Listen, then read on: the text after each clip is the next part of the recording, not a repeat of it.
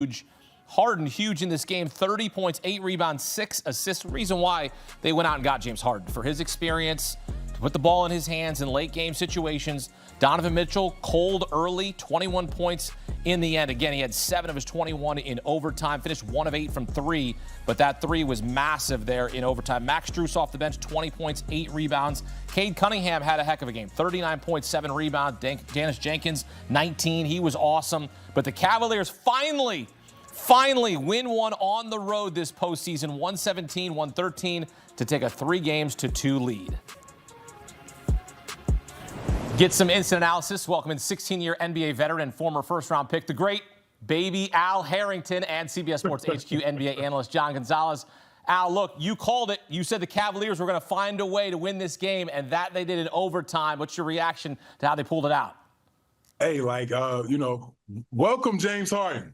Yes. Welcome, brother. Welcome. Finally. That's what we've been expecting from you. He stepped up, man. He played big. Obviously, we were expecting Spider to step in and just take over the game. And, he had one of those, he had a pedestrian game today. But, James really stepped up. He carried the team in certain moments. Obviously, Spider came alive when they needed him the most, obviously hitting that big 3 in overtime.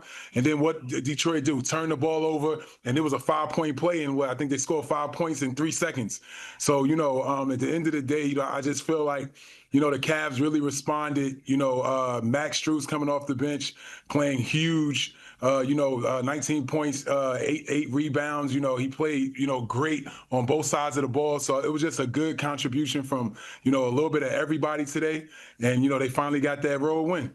Cavs trailed by as many as 15, John, and they found a way to rally. They went on a 9-0 run at the end of regulation, aided by Evan Mobley, who was clutch with buckets down the stretch.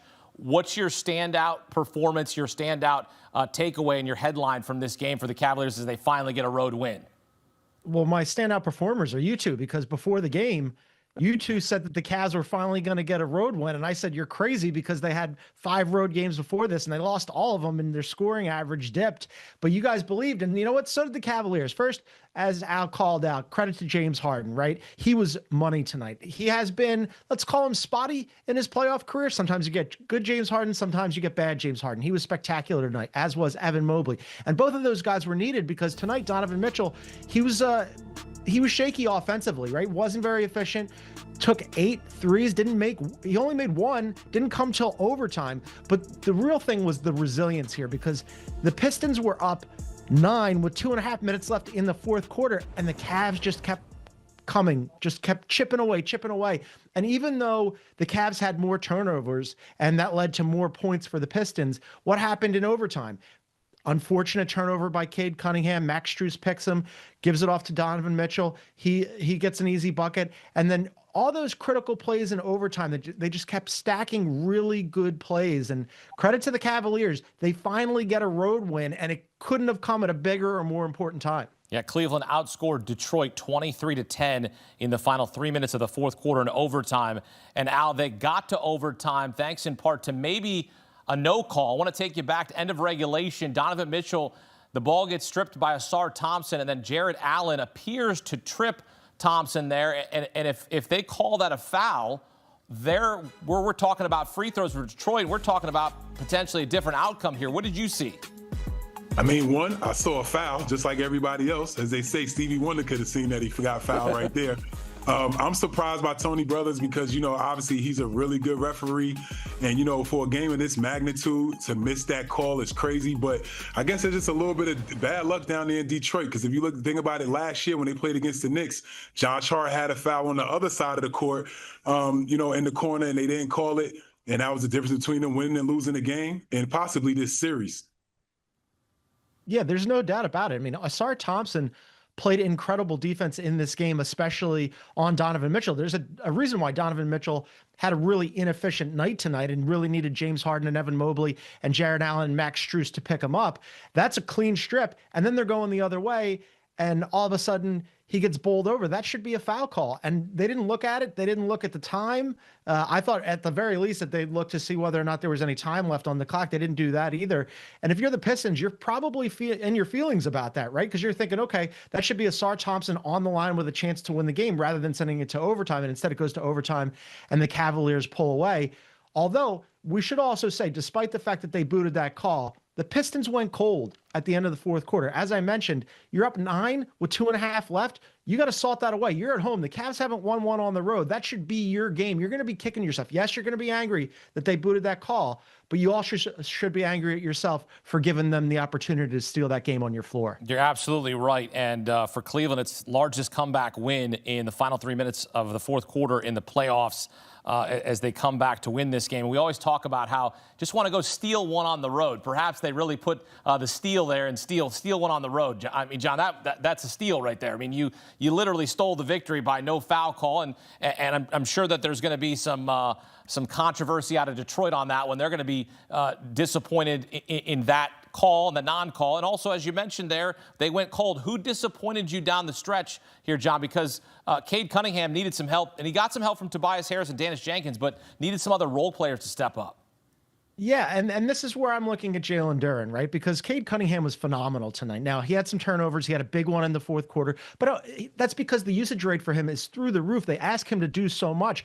I'm going to put Cade Cunningham in the 6 turnovers to the side because he did everything else well. Tobias Harris, he's been excellent in the playoffs. Not his best game tonight, just 1 of 6 from deep. And then Dennis Jenkins has to step into the starting lineup. He has 19 points because Duncan Robinson was out with an injury.